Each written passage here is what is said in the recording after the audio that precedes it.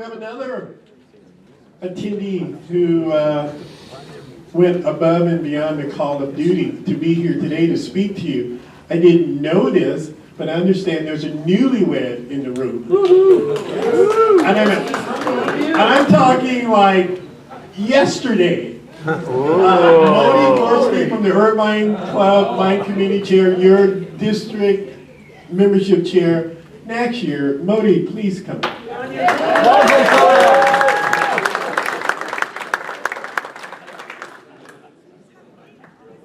think what I do when I recruit members, I beg. Okay. I think she probably knows who she fits now. It's number 2. Maybe 4 or 5. So, I want to talk about meetings and how do we conduct meetings and what's considered a successful meeting or what could be considered a successful meeting if you do the following things. And I want to divide it into 3 sections. So, the first section is going to be meeting technicalities. Second section is going to be pre-program. Third section is going to be the program itself. So let's start with meeting technicalities. We come to a meeting, we come to a club, there is a visitor, or you're a visitor, imagine yourself, you enter. What's the first thing you're going to look for? Anybody? Friendly face. A greeter. Greeter. Right. Many clubs don't have a greeter. Why not have a greeter stand in the front of the room and greet the new member? Those things seem obvious, but they don't always happen. In our club, for example, many times we have greeters that are new members. That way they can learn the names of the older, more seasoned members, right? So when they enter the room, they learn the names. So that's the first thing, a greeter. Second thing, it's going to sound really strange, tables. Think about a meeting that you have a long, long table. And you have one person sitting on this side, one person sitting on this side, and then several people sitting one across the other. Why not have round tables? Why not have round tables and every week change the people that are sitting around the tables? Do you have that thing in the meetings that you have the same members sitting in the same tables each and every week? You don't mix around, people don't get to know each other. Yeah, you can push them to do that. I do that all the time. So try to mix it around a little bit. Well, actually, it's better not to have round tables, to have semi-circular tables. Face the audience, whoever can be. That's a possibility as well. If they have their back to the speaker, they are not going to We be. assign tables once a month. That's a possibility as well, but it's not always possible for every club because not every club has those kind of tables. But round tables is something that most of the clubs should have, and that helps communicate. So that's the first bit. It seems simple, but it doesn't always happen. Keep that in mind. Those are the technicalities of the meeting. Let's go for pre-speaker. Before the speaker comes in, what's the first thing you want to make sure happens? Anybody? The using of the visitors. You're set up. The speaker wants to speak. You have to set up everything for the speaker, correct? Many times it doesn't happen. So you have the speaker trying to figure out how to connect their laptop or something like that for him to introduce his program. Why not have someone designated to help that person? That helps them feel welcome, then it eases up. They can go to drink coffee and speak to the other members of the club. So that's another thing to think about.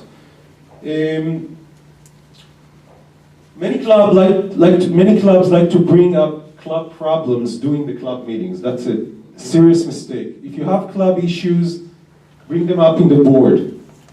Don't speak about them in the club meetings. You might have guests, they don't want to hear what your club problems are. Keep the dirt inside the house. That's something that I learned. Jokes. If the club is a very lively club, you sometimes tell a lot of jokes. There are 2 instances. Sometimes, you tell inappropriate jokes. Inappropriate jokes can turn off guests. They won't join your club maybe. Or alternatively, you have older people in the club that tell retirement jokes. And you want to have new members coming. You want to have young members coming. Doesn't resonate with them. So think about that. Those are things that you should be sensitive to in order to invite bringing new members. So that's another point to think out. And I'm going to come to the last section. This is probably the most important section. It's the program itself. And they talked about it before me. Have interesting programs. People will come back to your club if you have interesting programs. If you don't have interesting programs, all the things that we talked about before don't really matter. If the program is interesting, people will come back to your club. Lively programs, lively speakers. I don't know if it's done in other clubs, but in our clubs, I love the programs where members of the club speak about themselves. A craft talk. It's always interesting, it's engaging, you get to know the members, and new members enjoy it as well. So that's something to note. And the last thing that I have on my list, and it's also something to take into account, we tend to run out of time. So you run your meeting, you have all the things that you want to talk about, and the speaker ends up having 10 minutes. Now they made the effort to come to the club, to speak to you guys. They want some more time. That's mostly to the president to control, and this is for you, future presidents.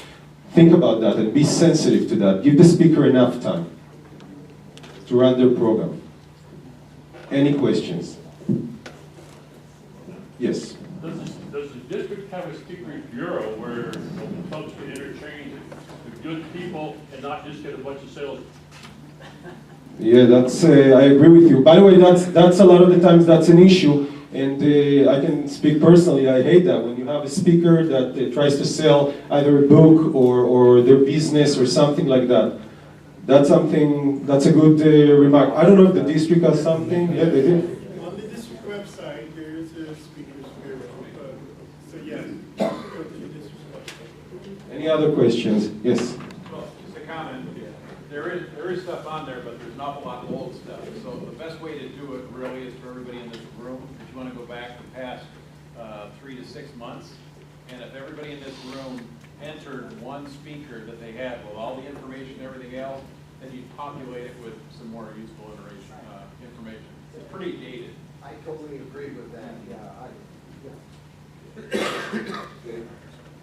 I think one thing we've done with our club is to have a secret greeter. Now, we get fined $1 if we don't shake the secret greeter's hand, which means nothing. It encourages every one of our members to go out and shake the hand of everybody that's in there, to say hello, to make them feel welcome. I think that's worked in our favor quite a bit. Anybody else?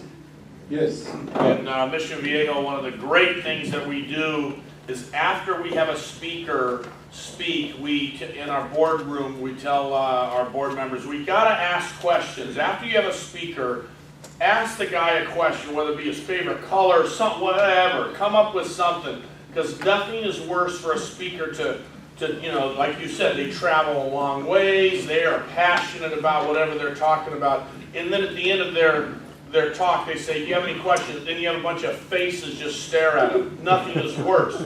So after our club, many times speakers come up to us and go, thank you, that was so great, all these questions, they can't get to them, in the time frame. But it just sends the message to the speaker, thank you.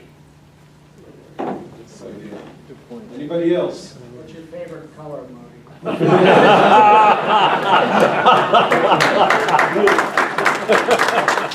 Thank you, Mody.